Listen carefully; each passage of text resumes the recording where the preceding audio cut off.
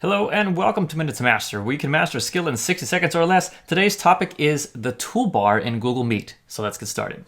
The bottom toolbar has various functions you can toggle on and off.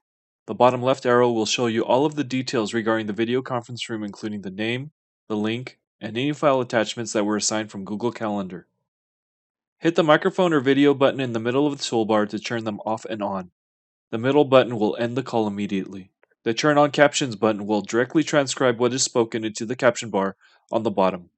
Though it isn't perfect, it is a useful tool for the hearing impaired and for those who learn best while reading. The Present Now button will give you three options. You can present your entire screen, one window, or Chrome browser tab. Keep in mind the limitations or non-limitations of each of these options. Presenting your entire screen will allow you to showcase everything on your desktop. You can transition from window to window and display whatever is on screen. Be careful, as this may reveal sensitive information such as passwords or student information as you move back and forth through windows. If you present a window, you will be limited to showing only what's in that particular window. This is useful if you want to show the contents of a program, but you do not want to show the contents of a folder filled with files. If you need to switch to a different window, you will have to stop presenting, then start presenting from another window. If you want to display only a Chrome tab, choose the third option.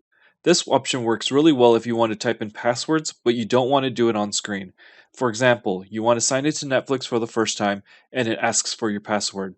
Open a different tab, sign into Netflix, then refresh the tab that you are presenting.